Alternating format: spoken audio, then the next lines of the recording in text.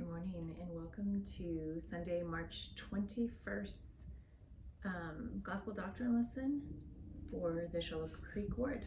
This lesson is going to cover the materials from Come Follow Me from March 8th through the 14th and March 15th through the 21st, and that's going to be Doctrine and Covenants chapters, sections 23 through 28. To go into a little bit of historical context for each of these sections, I just have put together some notes. In section 23, the Lord is speaking to Hiram and Samuel. Those are Joseph's brothers, as well as their dad, Joseph Sr., and Oliver Cowdery and Joseph Knight. This section is offering blessings and warnings, prophecies and promises. They are told that each would fulfill God's intention if they chose to align themselves with His plan for them. So some of them were already doing that and others were a little more hesitant. So there's some specific direction being given to each of them in this section. We know that Oliver is going to leave the church from 1838 to 1848, and he's going to continue to write his feelings through that 10-year time. And we'll see that when he returns to the church in 1848, that his shift really softens from being very defensive during that 10-year time that he is away from the church. He continues to write about the restoration, but it's in a very defensive manner. And once he returns to the church, his writings show much more meekness upon his return as he steps away from his pride and embraces humility. So studying this section, knowing now what we know about Oliver's experience, it's just interesting to consider that. Section 24 comes after being arrested. This is after Joseph is arrested when he's attempting to confirm new members. He's been chased, threatened, and harassed. Joseph was concerned as he viewed himself as a sinner in need of redemption. So even though he's leading this great work, he's still really, just like his initial prayer when he went out as a 14-year-old boy, the initial concern he's continuing to bring to the Lord is, what is my standing with you? Am I good with you? Am I doing the right things? And that continues to be on his mind at this particular time. In this section, the Lord acknowledges both Joseph's accomplishments and his sins, and with it he commands him to sin no more. Joseph is concerned with finances. He's very concerned about the financial situation he has for him and his family. This section makes clear, well, it doesn't make it clear, but there are no promises of wealth or worldly success to Joseph. He is told he will have sufficient for his needs, and that what he needs to focus on is devoting all of his service to Zion, and that the saints will continue to help provide for Joseph Smith and his family, which is a tricky thing for him to allow others to do. That's not been in his nature. He's definitely been one to take care of himself. Section 25, this is the only revelation in the Doctrine and Covenants that is given specifically to a woman. She is told, Emma Smith is told, that marrying Joseph Smith I guess she's not told this. What we know is that her decision to marry Joseph Smith totally interrupted the trajectory of the upper middle class life she would have aspired to. She was highly educated for a woman at that time, and much more educated than Joseph was. So in this section, she's told that her needs will be taken care of, but no promises of wealth. Her needs will be taken care of. And she is asked to compile sacred hymns. And she ends up choosing these hymns with some help of W.W. Phelps. She chooses hymns that are very focused on the individual singing to create a personal relationship with their Savior. So the songs that she wants to make sure in this hymn book have a real Savior focus, and building a relationship with the Savior is the focus of the hymns she feels would be most helpful in their first hymnal. Emma around this time chooses against her parents' wishes to continue to support and follow Joseph, and we learn that she never will see them again. Around the time that this section is given, she will not be seeing her parents again during her life. Section 26 This is talking about common consent. So common consent was already being practiced as a guiding principle, but this is the first place we see it in writing, is in section 26. So these sections 23 through 26, these are really emphasizing strengthening the church. And we know that the church is the container that holds the gospel of Jesus Christ.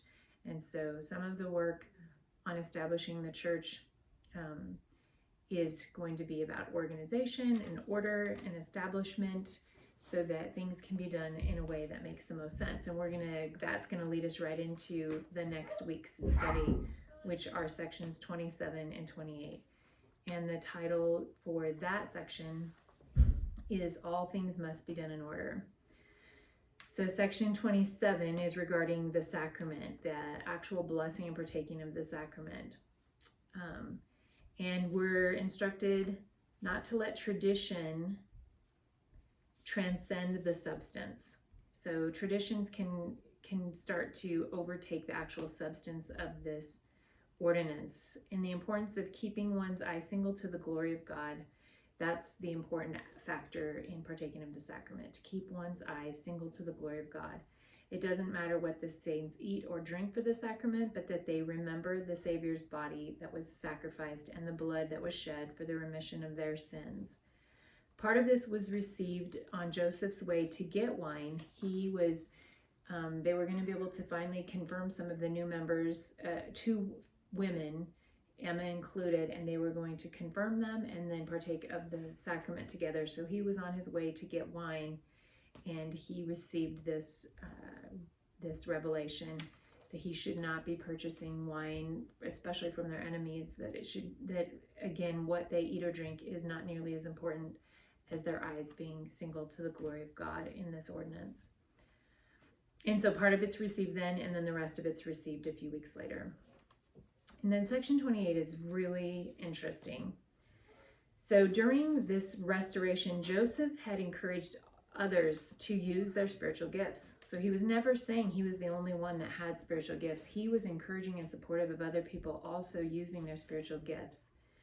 And this is what we're going to see is their first ecclesiastical crisis, and it's going to be addressed in this section. So in a church where anyone can receive revelation, who has the right to receive it for the whole church? And that becomes the question. The concern wasn't that Hiram was receiving revelation, but that Hiram's revelation was entirely at variance with the order of God's house. In other words, Hiram's words did not sustain Joseph's words. And if that's the case, it becomes an either or situation. Either Joseph's words were true or Hiram's were. They weren't supported. Hiram's words weren't supporting and sustaining of Joseph's. Since Oliver had been swayed towards believing some of what Hiram was receiving as revelation, section 28 is actually addressed to Oliver, but it's addressed to Oliver through Joseph, which is again establishing the order that the Lord has for his church.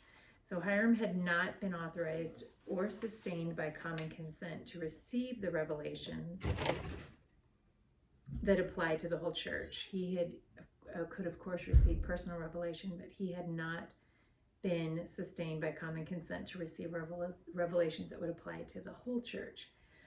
Oliver was assigned, after the Lord explained this to Joseph Smith, to Oliver through Joseph Smith, then Oliver is actually assigned to go and visit Hiram and share that Hiram was being deceived. I wouldn't really want that job, but that was Oliver's,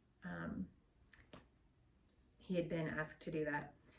And he does. He goes and talks to Hiram, and Hiram and Oliver, they were convinced that the Lord had sustained and supported Joseph Smith to receive revelation for the entire church, and that what Hiram was receiving was not for the entire church. So they were convinced, and they continued in the faith. It's important to remember that the Lord did not renounce personal revelation. He simply clarified who receives revelation for the body of the church. And Joseph he continued to encourage members to seek personal revelation as well.